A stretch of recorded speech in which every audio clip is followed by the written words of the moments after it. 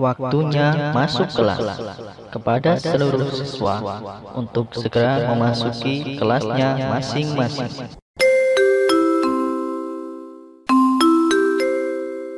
Waktunya masuk kelas. Kepada seluruh siswa untuk segera memasuki kelasnya masing-masing. Jam pertama akan dimulai dalam 5 menit. The first lesson will be started in 5 minutes.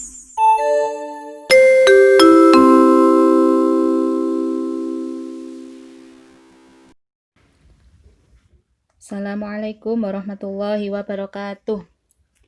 Selamat pagi anak-anak. Bagaimana kabarnya hari ini?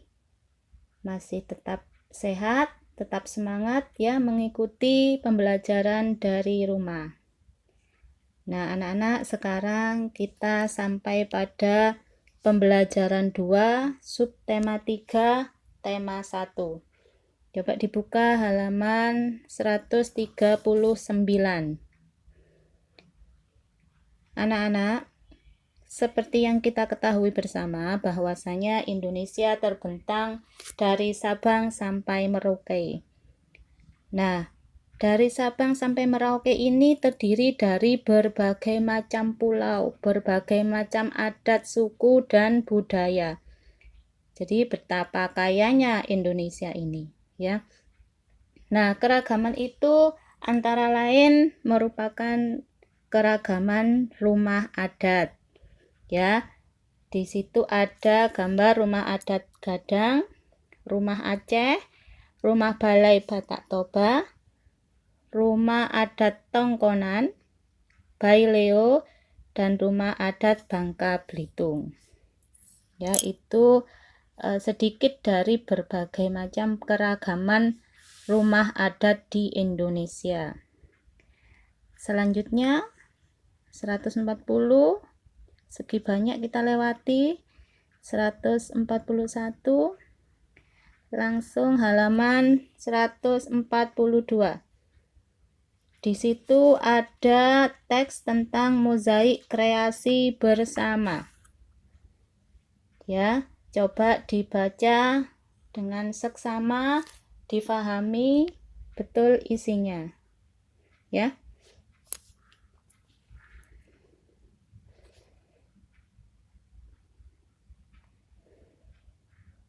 Nah, sudah? Kalau sudah, coba dilihat di bawahnya. Ada pertanyaan nomor 1. Apa ide yang dimiliki Lani? Apa? Coba. Ya, membuat rumah adat daerah lain. Kemudian apa ide yang dimiliki oleh Edo? Membuat rumah adat Maluku. Yang ketiga, bagaimana mereka menyikapi ide-ide yang berbeda tersebut? Yaitu dengan cara menghormati ide yang disampaikan oleh orang lain. Ya, kalau misalnya ide itu kurang tepat, bagaimana? Bisa disempurnakan dengan ide yang lainnya tanpa ada perpecahan. Kemudian, apakah ide mereka yang berbeda memberikan manfaat? Ya, karena apa? Ide yang berbeda akan dapat memperkaya ide yang sudah ada. Karena apa? Banyak ide. Si A idenya seperti ini, si B idenya seperti ini. Nah, idenya akan lebih banyak. Ya. Kemudian yang kelima, kerjasama apa yang terlihat pada cerita tersebut? Apa? Ya, kerjasama membuat mozaik.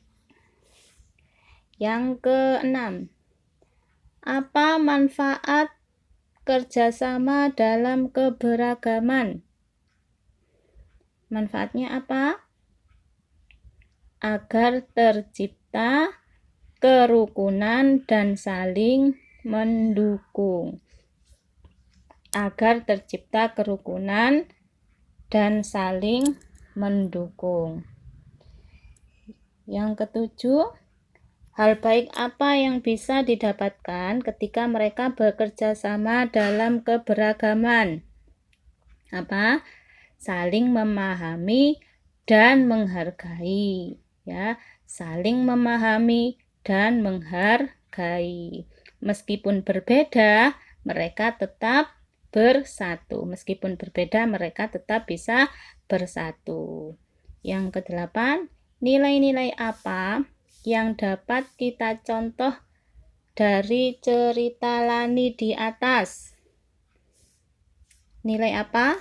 Nilai kerja sama. Nah, sekarang tugas kalian. Tugas kalian adalah menceritakan pengalaman kalian pada waktu bekerja sama, ya. Menceritakan pengalaman kalian pada waktu bekerja sama. Bekerja sama dengan siapa? Dengan siapa saja. Ya, itu ada 4 poin yang nanti kalian tuliskan di halaman 143 yang bawah itu. Ya. Nah, sudah. Kemudian di halaman 144 itu ada SPDP. Itu nanti kalian dijelaskan secara mendetail dengan Ustadzah Fitri. Ya.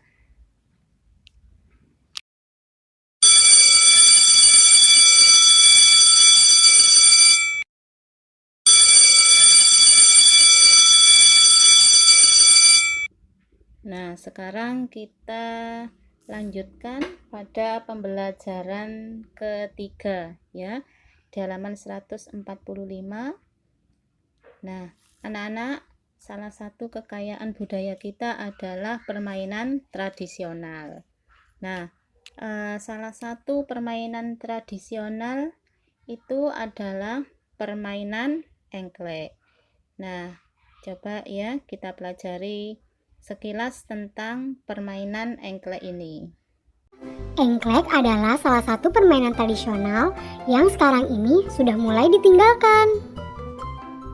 Sepertinya kita lebih baik bermain di sini saja, jadi kita tidak kesulitan untuk membuat petaknya. Lalu, kapur itu untuk apa? Iya, untuk apa, Bu? Dan bagaimana cara bermainnya? Sebelum kita mulai bermain, kita harus membuat petak terlebih dahulu, teman-teman. Kita bisa membuatnya dengan menggunakan kapur. Lalu, kita membutuhkan batu datar atau pecahan genting untuk masing-masing pemain. Cara bermainnya adalah dengan melempar batu atau pecahan genting yang kita punya ke petak nomor 1. Lalu, pemain harus melompat ke petak nomor lainnya dengan satu kaki.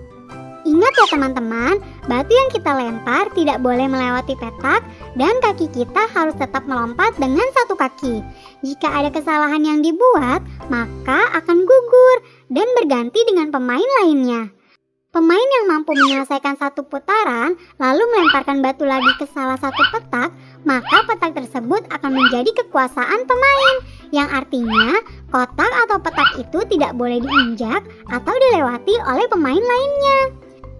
Nah, pemain yang memiliki daerah kekuasaan paling banyak adalah pemenang dari permainan engklek ini. Ayo, sekarang kita mulai bermain. Kalian sweet saja untuk menentukan siapa yang akan jalan duluan. Ayo Clara, aku pasti menang nih. Yeay, aku duluan.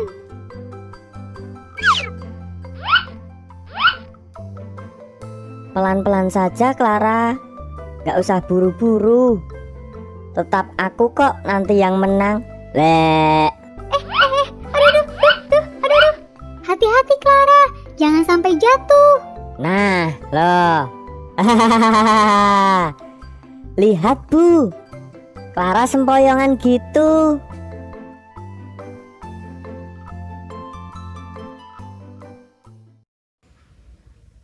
Nah, itu tadi ya permainan engklek. Selanjutnya langsung kita buka halaman 147. Nah, ada permainan atau budaya Fahombo Batu yang berasal dari Nias, ya. Coba anak-anak didengarkan ya cerita tentang Fahombo Batu ini.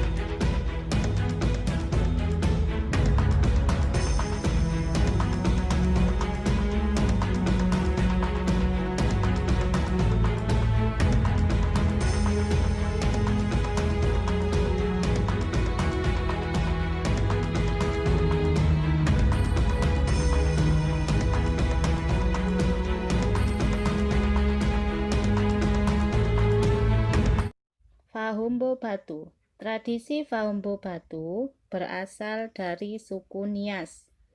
Suku Nias berasal dari Pulau Nias yang terletak di sebelah barat Pulau Sumatera.